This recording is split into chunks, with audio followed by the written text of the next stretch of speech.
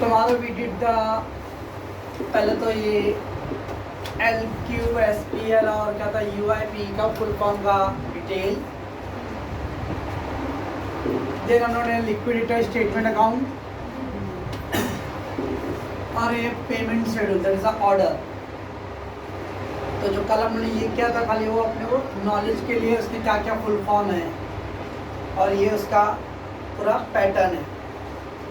फिर भी हम लोगों को सम करते समय वो कल स्टेटमेंट जो था debit and receipt and payment that we have to do, और फिर ये पेमेंट शेड्यूल 1 2 3 4 5 6 7 8 9 10 10 था उसके अंदर।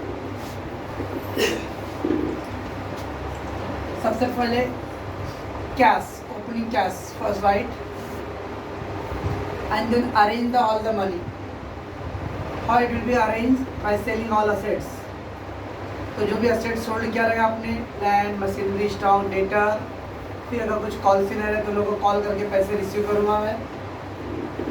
somebody having the unpaid called up तो उन लोगों को कॉल करके उन लोग से पैसे डिमांड करूँगा मैं, and we will arrange all the money. Is the total fund available now? The money available. अब वो कोड वर्ड से जरूरी नहीं कि ऑल 10 स्टेप्स होने वाला है इसके अंदर। से एग्जांपल मेरे पास जो पैसे अवेलेबल है वो पैसे स्टेप नंबर 5 तक ही खत्म हो गया है, ये लोग तक ही हुआ है, इसके आगे उन लोगों को पेमेंट ही पैसे ही नहीं बचा तो क्या होगा, यहाँ पे स्टॉप हो जाएगा।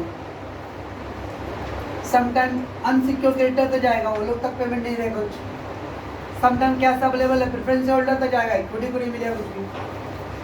तो ये ऑल 10 स्टेप्स है, इट नॉट नेसेसरी कि हर एक सम में ऑल 10 स्टेप्स आने वाले हैं। It depending on the how much cash available and how much the cash is left for the each every step. अब से एग्जांपल लीगल एक्सपेंस पे किया, उसका कुछ बैलेंस रहेगा तो we will go for next step. Liquidator remission pay कर दिया, उसके आफ्टर दैट अगर कुछ बैलेंस रहेगा कैश तो we will use as long as this cash is balance available, तो हम लोग नेक्स्ट स्टेप ऐड करते जाएंगे। और लग रहा है कि बीच में कैश स्टॉप खत्म हो गया है तो फिर आगे स्टॉप हो जाएगा। तो ऐसा दिमाग में नहीं रखना है कि पूरा लास्ट स्टेप तक जाएगा सम, ईच एवरी सम में अगर कैश अवेलेबल है then it will go. So first हम लोग को वी हैव टू अरेंज, मैं यहाँ पे लिख ऐसा हेडिंग डालने की जरूरत नहीं है, अवेलेबल कैश और अवेलेबल फंड। ये हो गया हमारा total fund available. In that opening cash balance, और से एग्जांपल अगर समय बैंक को ऑर्डर आप रहे तो इसको क्या करेंगे, ब्रैकेट यूज करेंगे। क्यों? बैंक को ऑर्डर आप अगर नेगेटिव क्रेडिट बैलेंस चना उतना, हाँ नहीं वो तो नहीं नेगेटिविटी नहीं, नाक ना कुछ ज़्यादा खिलाया है अगर नाक में सैनिटाइज डाल दूंगा सबके। ओके, ऐसे भी वो नोजल स्प्रे आ रहा है, आने वाला है कोरोना वैक्सीन का, तो इसका रिसर्च करके देखता हूँ कि क्या ख्याल होता है। तो cash bank opening balance, if there is overdraft we will put on the negative sign. Then asset realise, जो भी एसेट सोल्ड किया रहेगा, कॉल से रिसीव्ड, अनकॉल्ड अप को कॉल अप करके अगर कोई पेमेंट ऐसे जरूरी कि सारी पेमेंट मिलेगा, इफ समवन पेड वो सब ऐड करो। This is the cash available और फंड अवेलेबल। नाउ अपना वो जो स्टेप था L ट्रिपल L था, ट्रिपल L। तो फर्स्ट लीगल एक्सपेंस लेस करेंगे, उसका लेस करेंगे, कुछ बैलेंस हो गया तो go to next step, less liquidator remuneration. Again balance आएगा तो आ जाएगा, कुछ तो दिमाग में आपके 10 स्टेप है भाई, जाएगा पैसे होना चाहिए आगे जाने के लिए। तो after paying the remuneration legal, if there is a fund available we will go to next step legal liquidation. कभी कभी क्वेश्चन ऐसा भी रहेगा कि सब में ऑल ये जब 3 है आइटम, कभी कभी हो सकता है लिक्विडेशन एक्सपेंस नहीं रहेगा सब, तो ये नहीं रहेगा तो फिर ऑटोमेटिक हम लोग नेक्स्ट स्टेप पे चले जाएंगे। समटाइम जरूरी नहीं कि secured liability fix floating charge और फिक्सड दोनों चार्ज रहेगा। जो हेड अगर नहीं दिया है तो गो अहेड, और कैश अवेलेबल है तो go ahead. So legal expense less, get the fund available, less liquidator remuneration of salary, get again fund available, balance, and then liquidation expense, the fund available or balance. You get triple L. Now the S secure liability again the fixed charges. पहला कल हम लोग जो receive payment कर रहे थे उसके अंदर उसको डायरेक्ट शो नहीं करने वाला, उसके नेट इफेक्ट, बट ये हम लोग ऑर्डर ऑफ पेमेंट में कर रहे हैं हम लोग, इसके थ्रू ही वो बनने वाला है स्टेटमेंट, इसमें लिखेंगे हम लोग secure liability against fix charges, get balance less preferential creditor, क्या था preferential creditors, employ and government dues, government को टैक्स प्रोविजन में टैक्स एंड देन एम्प्लॉय का सैलरी वेजेस सब, प्रेफरेंशियल क्रेडिटर लेस हो गया, liability secured by floating charges, तो debentures और उसके ऊपर बिफोर का लिक्विडेशन इंटरेस्ट भी रहेगा आई थिंक सो, तो लायबिलिटी सिक्योर, क्या बोल रहे हो कल तो यहाँ ऐसा बंद किए तो ऐसे अभी ओपन कर दो,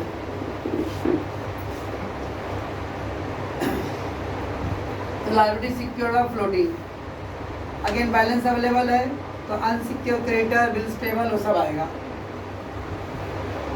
and than less accrued interest after liquidation के बाद वाला interest, that is accrued interest, before वाला प्रेफरेंशियल में है क्या सिक्योर लायबिलिटी में आ जाएगा, तो एक्रूड इंटरेस्ट आफ्टर लिक्विडेशन का लेस, एंड देन प्रेफरेंशियल और प्रेफरेंशियल होल्डर को, प्रेफरेंशियल होल्डर में पहले चेक करना पड़ेगा एक्रूड डिविडेंड तब पे करूँगा when the preference is a cumulative type, if the preference is a non cumulative we will not make the payment of accrued dividend, और फिर capital अगर सपोज कंपनी का फंड एनफ अवेलेबल है तो हो सकता है कंपनी उनको प्रीमियम पे पे करेगा,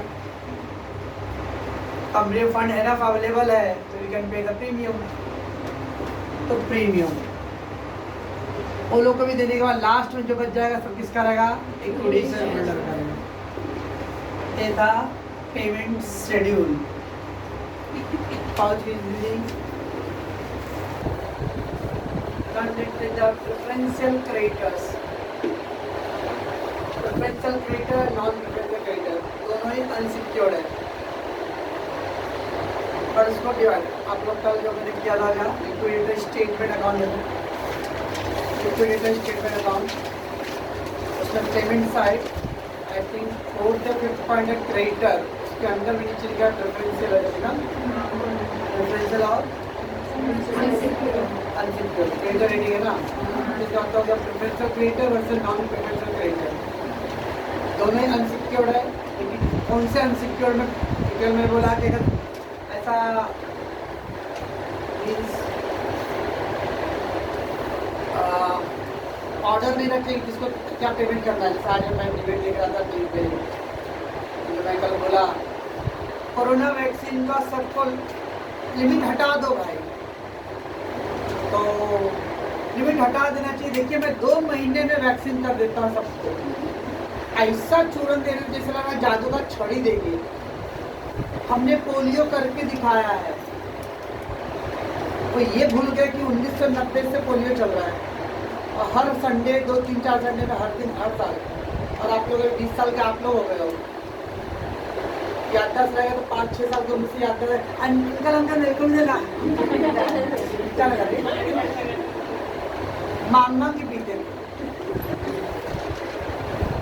5 साल की उम्र से लेकर अगर 15-20 साल 15 साल हो गए तब भी चल ही रहा है, और डायलॉग मारेंगे 2-3 महीने हम सबको दे देंगे वैक्सीन, ऐसा लग रहा है कि राम दाना देना दो लोगों,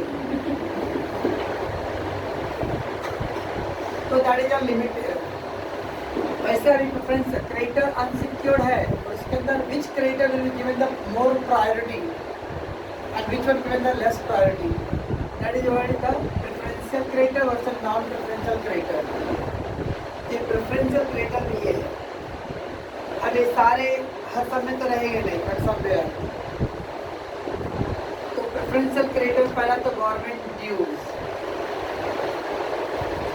tax which have arise within the 12 months before the date of liquidation, liquidation से पीछे के 12 महीने में जो भी आपने टैक्स अनपेड है वो वाला, पीछे का नहीं, या 2-3 साल 10 साल पहले का भी टैक्स आपने नहीं भरा है, मैं भी वो भी भर दूँ क्या? अभी नहीं, लास्ट 12 मंथ का जो लिक्विडेशन डेट डिक्लेयर हुआ और डेट से पहले 12 महीने में जो टैक्स आउटस्टैंडिंग खाली वही है आपको प्रेफरेंस में मिलेगा। पीछे वाला जो आपने मान लो अगर से एग्जाम्पल 2019 में लिक्विडेशन हो रहा है 1 जुलाई को, तो 12 महीना क्या आ गया 1 जुलाई 2018। ये फेज में जितने भी इनकम टैक्स के आउटस्टैंडिंग ड्यूज है या बिल्कुल देखे उसके पीछे का उसको प्रेफरेंशियल क्रेडिट होगा पता है, और उसमें आपको प्रायोरिटी नहीं मिलेगा। That is a meaning tax which have been arise within the 12 months before the date of liquidation। Liquidation date से पीछे के 12 महीने में जो भी टैक्स का आउटस्टैंडिंग हो, short term outstanding of tax, not the long term पहले का जो टैक्स हमने मतलब अनपेड करा है वो भी यहाँ पे बेनिफिट ले रहे हो।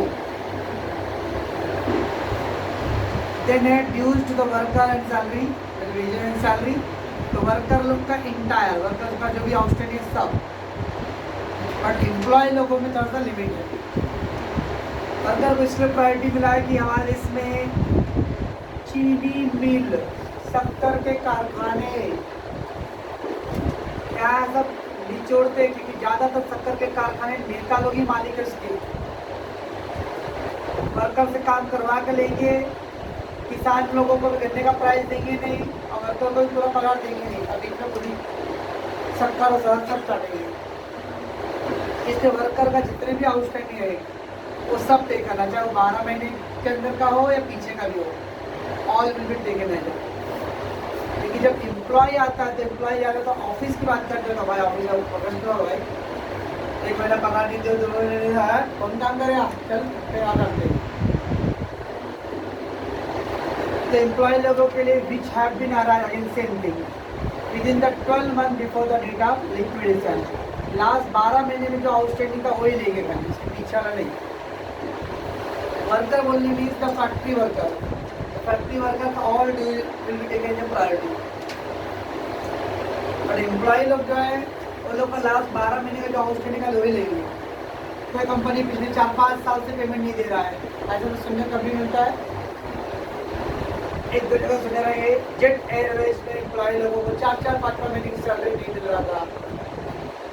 किंग फिशर विजय माल्या के कंपनी में 3-4 महीने का पायलट लोगों को सैलरी नहीं, कितने लोग सुसाइड कर लिए। दैट एम्प्लॉय तो 3-4-5 महीना हो सकता है कंपनी में, लेकिन उसके ऊपर कोई बोले हमें 5-5 साल से मेरे को पगार नहीं मिल रहा है, अभी देते हैं पूजा जी के पापा तो केस चालू था, उसके सारे वर्कर लोग मिल गए, भाई बस हो गया तो घर बैठेंगे। लेकिन एक वो बोलेगा 5 साल से मैं काम कर रहा हूँ पगार मेरे को नहीं दे रहा है, तो हवा खाएंगे क्या। दैट्स वाला एम्प्लॉय लोगों के लिए 12 मंथ रखा है और वर्कर लोगों के लिए ऑन। और एम्प्लॉय में भी 2 कैटेगरी है, लिमिटेशन ये 2 है। मैक्सिमम 4 महीने का आपका पगार एम्प्लॉय लोगों का, या फिर हर एक एम्प्लॉय का कम से कम 20,000 रुपये, और दोनों में से जो लोअर रहेगा दैट विल बी टेकन, उसको एक प्रायोरिटी लेंगे। अब मान लो कोई लेबर का एम्प्लॉय का 4 महीने का उसका 25,000 सैलरी है, तो 25 × 4 1 लाख, या फिर 20,000 पर एम्प्लॉय। एक एम्प्लॉय का वो 1 लाख रुपए और 20,000 रुपये, विचेवर इज लोअर, तो लोअर कितना आया 20,000। अब मान लेते हैं अगर वो 8,000 रुपये एक वर्कर का, 5 वर्कर थे तो 4 × 8 × 5 8,000 रुपये पर वर्कर है, और 5 वर्कर कंपनी में काम कर रहे हैं जो उनका आउटस्टैंडिंग है 32 5 1,60,000, और 20,000 में पर मंथ पर ईयर पर एम्प्लॉई 20,000 × 5 एम्प्लॉई तो 1 लाख, 160 और 1 लाख विचेवर इज लोअर। इसका मतलब 1 लाख रुपये क्या रहेगा अगर आप प्रेफरेंशियल क्रेडिटर है। मैक्सिमम 4 मंथ का आउटस्टैंडिंग आइदर 20,000 रुपये एक एम्प्लॉय के पीछे। आपका जितने भी एम्प्लॉय रहेंगे उनका हर महीने का जितना सैलरी है × 4 करो, 10 वर्कर है एक वर्कर का एवरेज 12,000 सैलरी है और इंटू 4 मंथ, और 4 मंथ मैक्सिमम लिखा है, उसका 3 ही महीने का आउटस्टैंडिंग है तो 3 महीने का लिखिए। ये हो गया 36, 3,60,000।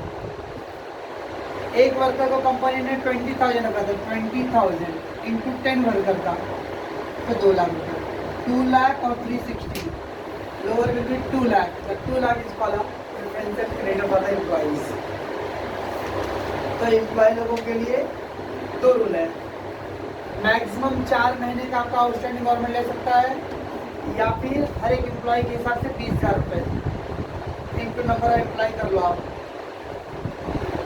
दोनों का जो अमाउंट आया रहेगा उसमें से जो लोअर आएगा that will taken as a preferential credit. B part. C, retirement benefit of the worker and the employ, that is a provident fund and pension scheme. Leave salary of the worker, gratuity leave salary, leave encashment, worker का जो छुट्टी का पगार बाकी था वो भी आएगा। वर्कर का कंपनी में हाथ कट गया, कॉम्पनसेशन देना है। कंपनी की गलत पॉलिसी से वर्कर बेरोजगार हो गए भाई, तो उनको कॉम्पनसेट करो। And the cost of investigation, worker company में ना खुश है भाई तो क्यों खुश नहीं है भाई, उसके लिए अलग से हाई लेवल एक कमेटी अपॉइंट हुआ है, वो कमेटी स्टडी करेगा, और कमेटी फ्री में स्टडी नहीं करेगा, तो ऑनरेरियम सैलरी मिलेगा। That is the cost of investigation. इस सब को बोलते हम लोग प्रेफरेंशियल क्रेडिटर। प्रेफरेंशियल क्रेडिटर का डिटेल, एक तो गवर्नमेंट टैक्स लास्ट 12 महीने जो प्रोविजन रहेगा वो, ड्यूज में वेजेज और सैलरी में वर्कर लोगों की टोटल वेजेस, और एम्प्लॉय में मैक्सिमम 4 मंथ या 20,000 का per employ, whichever is lower। Retirement का benefit all, leave encashment, workman compensation and the cost of investigation, that is taken for a preferential creditor.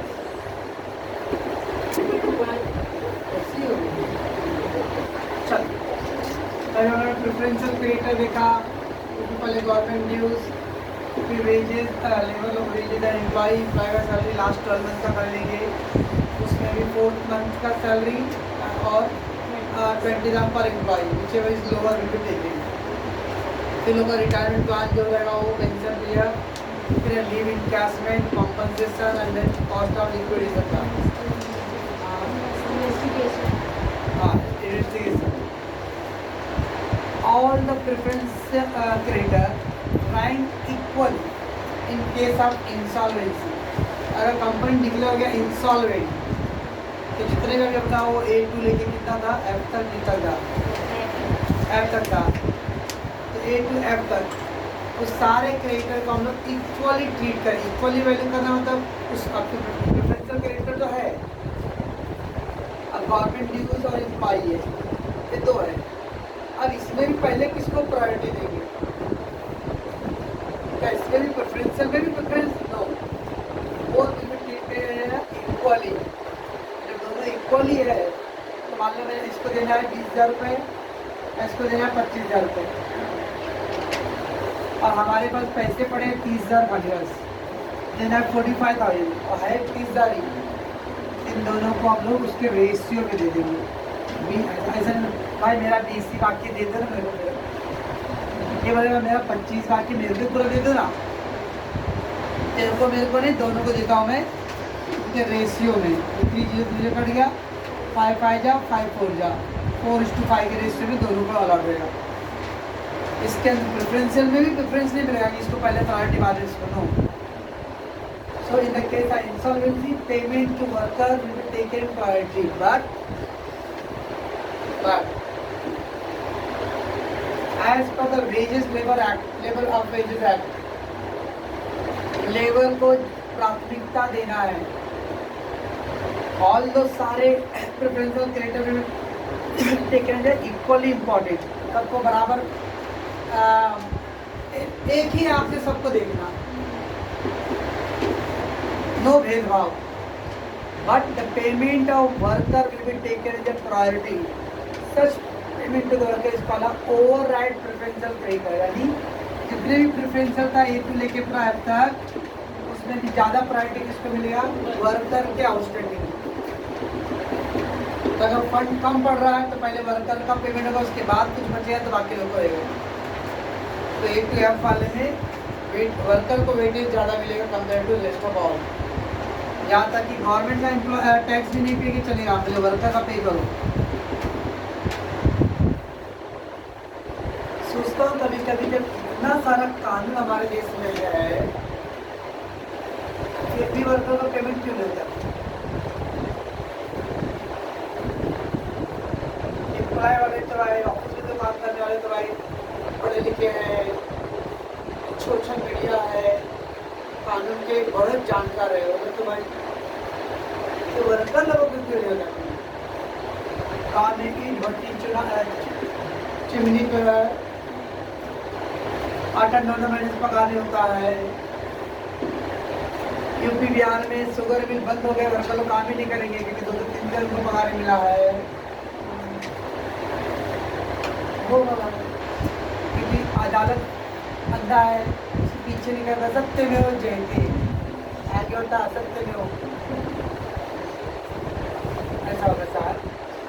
तो that worker को बोलते हैं over right preference, तो बाकी preference creditor में भी उसको ज़्यादा अधिकार है। So all the A to F तक का जो प्रेफरेंस क्रेडिटर है उसमें वेजेस को जितने मतलब अमाउंट आउटस्टैंडिंग रहेगा उसको पहले वेजेस देना है, बाकी रेस्टाफल को। तो लॉजिक में अगर ध्यान लॉजिक वाइज देखेंगे तो 3 ही लोग तो है भाई, एक गवर्नमेंट, एक मान लीजिए फैक्ट्री वर्कर और एक एम्प्लॉय। तीनों में पहला प्रायोरिटी किसको देंगे हम लोग? वर्कर, बाद में गवर्नमेंट और एम्प्लॉय। नॉर्मल केसेस में सब लोग इक्वल ट्रीट होंगे, लेकिन ये वर्कर को तभी प्रायोरिटी मिलेगा इन द केस ऑफ इंसॉल्वेंसी। अब कंपनी इंसॉल्वेंट तो क्या मतलब? कंपनी इतने पैसे नहीं कि लायबिलिटी सबको पे कर सकता है, तो उस केस में पहला पेमेंट किसको मिलेगा? तो वर्कर। अगर इन द केस ऑफ इंसॉल्वेंसी रहा तो वर्कर, गवर्नमेंट और एम्प्लॉय में फर्स्ट प्रायोरिटी द वर्कर। अगर केस इंसॉल्वेंसी का नहीं नॉर्मल केस है तो फिर सबको इक्वली ट्रीट होगा। ये हो गया आपका प्रेफरेंशियल क्रेडिटर के बारे में। इस दुनिया में हर कोई अपना अपना राइट्स और अपना नफा नुकसान सब तोलता है ना। तो अभी कल हमने देखा था लिक्विडेटर या observer appointed by the court, वो पूरा काम को हैंडल करेगा। तो यू नो दैट कंपनी का मालिक कौन है? शेयर होल्डर है। अब जब शेयर होल्डर है तो उसके अंदर में सब कुछ है, तो चाहेगा ऐसा कुछ काम हो जिसके अंदर मेरा ज़्यादा फायदा हो। तो डिवेंचर होल्डर लोग को कौन पूछेगा? जैसे चलो हिस्ट्री पढ़े रहेंगे। The debenture holder appoint the debenture holder debenture trust. Debenture trust मतलब वो ट्रस्ट नहीं टिवड़े वाला ट्रस्ट, वो ट्रस्ट नहीं। डिवेंचर ट्रस्ट मतलब डिवेंचर लोगों के भी अधिकार का रक्षा करने के लिए एक अलग से कमेटी। वैसे ही पूरे प्रोसीजर में डिवेंचर होल्डर का रिप्रेजेंटेटिव तो रहे, क्योंकि कंपनी के मैनेजमेंट में तो पार्टिसिपेट करते नहीं है। कंपनी के मैनेजमेंट वाली प्रेफरेंस होल्डर है, इक्विटी होल्डर ही आएंगे। डिवेंचर को तो भी आएंगे। Debenture holder is creditor not the owner. तो ये लोगों का एक रिप्रेजेंटेटिव रहेगा जो पूरे मैटर को हैंडल करेगा, और इसका नाम रिसीवर। तो रिसीवर भी क्या करेगा? वो जो लिक्विडेटर मेन ऑफिसर है उसके साथ कोऑर्डिनेट करेगा। कोऑर्डिनेट मतलब क्या काम था उसका ऑफिसर का, लिक्विडेटर का? कंपनी के सारे एसेट बेचना, उसमें ये भी हेल्प करेगा और ये भी ट्राई करेगा क्योंकि जल्दी जल्दी बेच के वह डिवेंचर होल्डर का पे हो जाए। तब वो रिसीवर का काम क्या है? वो भी एसेट को बेचेगा। से एसेट 4-5 लाख का एसेट बेच दिया, 4 लाख का एसेट छोड़ गया। सारे डिवेंचर लोग को 3,60,000 देना था, तो 4 लाख में 3,60,000 डिवेंचर होल्डर को दे देगा। कितना बच गया? 40,000। 40,000 मेन ऑफिसर कौन है, लिक्विडेटर, उसको हैंड ओवर कर देगा और वो एक स्टेटमेंट बनाएगा, कौन, that receiver. Receiver means it is a representative of debenture holder. Debenture holder उसको अपॉइंट करता है, उसका काम भी एसेट बेचने का ही है और लिक्विडेटर इससे कोई प्रॉब्लम नहीं होगा, वो भी चाहेगा जल्दी एसेट बिके तो सोल्ड करेगा, बट सोल्ड करके पहले डिबेंचर होल्डर को पेमेंट करेगा और एक स्टेटमेंट ड्रॉ करेगा, मैं 4 लाख एसेट सोल्ड किया था, 3/7 टेक किया, 40,000 बच गया सरप्लस। ये पैसे किसको हैंड ओवर करेगा, लिक्विडेटर को। सर अगर शॉर्टेज हो गया तो मांगेगा भी। So receiver statement account, receiver is are appointed by the debenture holder to protect their interest, goods interest. क्योंकि अगर मैं उधर नहीं रहूँगा तो ये भी लोग बोलेंगे कि उमेश के बारे में भी सोचते थोड़ा, और मैं वहाँ रहूँगा और रमेश ना रहे तो मैं ये नहीं हरिश्चंद्र के मैं रमेश के बारे में भी सोचूंगा। सब अपना अपना ही सोचने वाला है। आई मीन टू इंडायरेक्टली से इक्विटी से होल्डर एंड प्रेफरेंस से होल्डर, क्योंकि वो ऑब्जर्वर पे ज़्यादा कंट्रोल किस करेगा, इक्विटी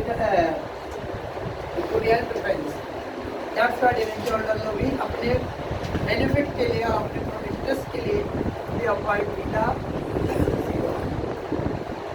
जब रिसीवर का अपॉइंटमेंट डिबेंचर होल्डर ने किया तो उसका सैलरी भी डिबेंचर होल्डर देगा अलग से प्राइवेटली, कंपनी इसका खर्चा नहीं बंद करेगा। Receiver remuneration will be settled और paid by the debenture holder, nothing would be paid by the company to the receiver because उसका अपॉइंटमेंट डिबेंचर होल्डर ने किया तो सैलरी को देगा डिबेंचर। लाइक कल अपना 3 नंबर क्लियर है ना, लीगल एक्सपेंस, लिक्विडेटर रेम्यूनरेशन, तो लिक्विडेटर कंपनी का अपॉइंटमेंट कंपनी पे करेगा, लेकिन जो रिसीवर है वो अपॉइंटमेंट कंपनी ने नहीं किया है, वो डिबेंचर होल्डर ने किया, उसका सैलरी प्राइवेटली को पे करेगा, उसका बर्डन कंपनी पे नहीं जाएगा। अब रिसीवर का काम क्या है, he will sold all the asset. All the asset बोलने का ऑल एसेट मतलब क्या, तो अकेले उसकी जिम्मेदारी नहीं है, सब ऑल एसेट बेचेगा। So all assets sold by the company of the company and make the payment to all in the legal order. Of course, कैसे पेमेंट करेगा तो जो है लाइबिलिटी है, सिक्योर लाइबिलिटी है, तो secure liability bye fixed assets secure by the floating, जो sequence है वही सीक्वेंस में पे करेगा। So in the legal order given by the company act, तो कंपनी एक्ट में जो लीगल सीक्वेंस है उसमें ही पे करेगा, वो रूल ब्रेक नहीं करेगा वो। His duty will be over. Appointment कौन किया था, डिबेंचर होल्डर। डिबेंचर होल्डर ने क्यों अपॉइंटमेंट किया, ताकि मेरा भी काम ईमानदारी से और मुझे सारे पैसे मेरा जो है वो सिस्टमेटिक मिलना चाहिए। एक काम जब कंप्लीट हो गया तो ऑटोमेटिकली उस रिसीवर का काम over. His duty is over after the he pay the debenture holder. Once the debenture holder को पेमेंट कर दिया ऑटोमेटिकली क्या आएगा, duty of the receiver is get over. If any surplus amount, he will hand it over to liquidator. Extra कुछ बच गया तो जब भाई देखिए ये मैंने अपना डिटेल स्टेटमेंट बनाया हूँ, इतना असेट्स बेचा, इतना पेमेंट किया, 40 बचा ही नहीं। So receiver will prepare receiver statement account। कल क्या था वो, liquidator statement account, receiver statement account, और उसका एक कॉपी सबमिट करेगा लिक्विडेटर को और एक कॉपी किसको देगा, डिबेंचर होल्डर को। सो डिबेंचर होल्डर को मालूम नहीं कि कितना एसेट सोल्ड किया और कितना हमको मिला कर आली। ये था रिसीवर, तो receiver is appointed by the debenture holder और अपना सैलरी कौन पे करेगा, ऑब्जेक्टिव टाइप क्वेश्चन है, receiver remuneration will be bear by the company, false, receiver salary will be bear by the debenture holder. स्वाहा। Present contributory versus past contributory. कल हम लोगों ने बनाया था स्टेटमेंट, लिक्विडेटर स्टेटमेंट अकाउंट, उसका रिसिप्ट साइड है, स्टेटमेंट ऑफ लिक्विडेटर स्टेटमेंट, उसका रिसिप्ट साइड में last 2 line call scenario receive और फिर था अनपेड कॉल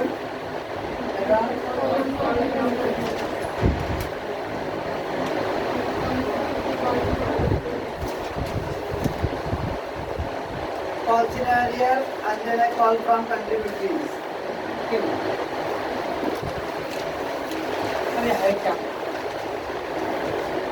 से एग्जाम्पल कंपनी लिक्विडेट हो रहा है, तो कंपनी के बाद प्रेजेंट शेयर होल्डर लोग रहेंगे, प्रेजेंट शेयर होल्डर, कंट्रीब्यूटरी मतलब शेयर होल्डर, कंट्रीब्यूटरी मतलब shareholder, contribute shareholder. अब shareholder present shareholder है, वो लोग में जिन लोगों का कॉल सिनेरियो बाकी रहेगा वो लोग को नोटिस दूंगा मैं, पे करो भाई कंप्लेन बंद हो रहा है और देना सबको। फिर मान लो जिन लोग पे 10 का शेयर है, खाली 8 रुपये का नोटिस दिया था, it is called up, not the fully called up, partly called up है, तो 2 रुपये का वो लोग को कॉल करके उनसे कैसे मांगूंगा। पहले मेरे करंट जो मेंबर लोग हैं, करंट मतलब इस समय जो कंटिन्यू है, पहले वो लोग से मांगूंगा। वो लोग से मांगने के बाद भी अरे अपने पास पैसे सफिशिएंट नहीं हो रहे कि सारे लाइबिलिटी होल्डर को देना है, तो फिर कंपनी के पीछे जो शेयर होल्डर लोग थे, क्या पीछे होते भाई, मान लो जो पीछे भी शेयर होल्डर, एग्जाम्पल आज का तारीख 19 मार्च, इस डेट पे जितने भी मेंबर लोग रहेंगे करंट है, अगर मान लो भाई 19 फरवरी को उसने अपना शेयर बेच दिया, उसको सपने में आया लगा कि कंपनी लिक्विडेट होने वाला है भाई, बेच दे से। अब बेच दिया तो बोले भाई तो भाई मेंबर ही नहीं हूँ मैं, जब मेंबर ही नहीं तो मैं क्यों पे करूँ, ऐसा नहीं रहेगा। चलिए तो कैसा रहेगा, पहले तो मैं करंट जो एकदम लिक्विडेट के डेट पे भी है हमारे मेंबर लोग, वो लोग से पॉलिसी मैनेजर और जो अनपेड कॉल मांगू, उतने में काम बन गया, सारे लाइबिलिटी होल्डर को पे कर दिया हम लोगों ने, it's well and good. But अगर still the fund is shortage, then we have to call, check करेंगे कौन पिछले के 1 साल में जो मेंबर लोग थे हमारे कंपनी के लेकिन शेयर बेच के वो मेंबरशिप से हट गए हैं, वो लोग से भी मांगूंगा पैसे, अगर उनके पास कॉल से ले रहेगा तो शेयर प्रॉफिट हुआ रहेगा, सोल्ड कर दिया रहेगा पार्टली पेड शेयर, तो वो लोग से मांगना है पीछे के 1 साल वाले, वो लोग से लेने के बाद भी कम पड़ रहा पैसे, तो पीछे 2 साल पहले कौन कौन बेचा रहा है शेयर, वो सारे गड़े मुर्दे उखाड़ना है, और तब तक उखाड़ना है तब तक कि सब लोगों का लाइबिलिटी होल्डर का पे नहीं होता है, टिल द स्टेट नंबर 8 तक करना, UI इन अक्रूड इंटरेस्ट तक, एक बाद में प्रिफरेंस होल्डर आपका इंटर पूरी है, वो लोग को छोड़ो, आउटसाइड लाइबिलिटी को पे करने तक सफिशिएंट फंड नहीं है, तो we have to call them. तो उसको क्लैरिफाई करने के लिए present contributory versus past contributory. Present मतलब लिक्विडेशन डेट पे जो कंपनी साथ जुड़े हुए हैं वो लोग का प्रेजेंट, और लिक्विडेशन से पहले वो लोगों ने अपना शेयर ट्रांसफर कर दिया, किसी को बेच दिया, या हमारा पास्ट कंट्रीब्यूटरी, और कंट्रीब्यूटरी मतलब shareholder, contributory is a share holder of the company which is in liquidation, company sold हो रहा है या बंद हो रहा है, उस कंपनी के जो शेयर होल्डर लोग हैं उसके क्या होता है लोग कंट्रीब्यूटरीज। लायबिलिटी ऑफ कंट्रीब्यूटरी कितना, बिन ऑर्डर जॉइंट स्टॉक कंपनी पड़ी थी, liability of share holder are limited to the extent of unpaid value of the share. 10 का शेयर है, आपने 10 का पूरा दे दिया, नो लायबिलिटी, 10 का शेयर 9 रुपये दिया हो तो देखिए one to the liability, liability of contributory will be the limited to the extent of the amount unpaid on this share. अब मैं बोला कि पीछे वाले लोग से कहाँ करेगा, पीछे वाले से ही मांगेंगे, अगर आपने पूरा पे कर दिया तो चलते रहे तो भाई, आपने पूरा पे कर दिया वो भी टेंशन है, लेकिन आपने पीछे पूरा नहीं पे किया था, 9 रुपये 8 रुपये का 8 रुपये बाकी है, और कंपनी अगर इस फ्यूचर में अगर लिक्विडेट होता रहेगा तो फिर आपको देना पड़ेगा इफ रिक्वायर्ड हो तो। हाउ मच सर कितना पे करना पड़ेगा, extent of unpaid amount of this share. आपके शेयर पे जितना आउटस्टैंडिंग उतना ही देना, उससे ज़्यादा नहीं मांगे होगा। When the company is in liquidation, the liquidator has a legal rights to recover the amount, the unpaid amount from the contributor।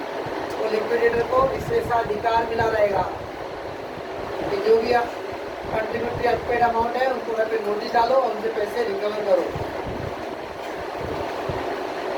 तो they having the all legal rights. But however बाद में पहले अपडेट से पहले किससे मांगूंगा? तो company जब current member वो लोग से।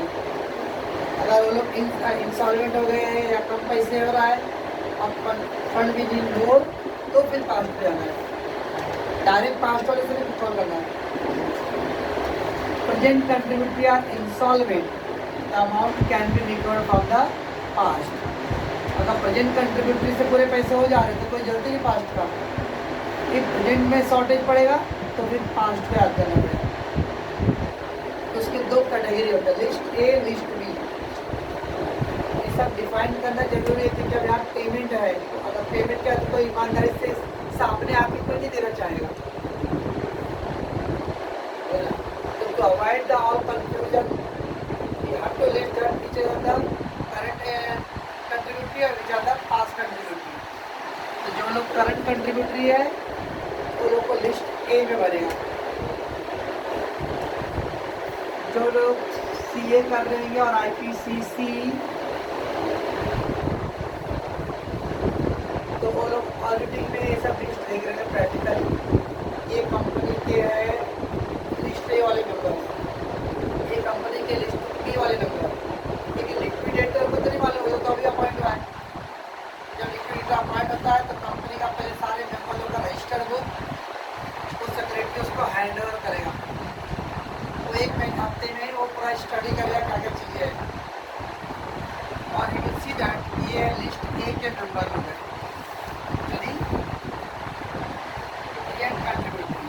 और ये लिस्ट बी के मेंबर लोग पास है। ये अभी कंपनी से जुड़े हुए हैं और ये लोग लेफ्ट आउट हो गए।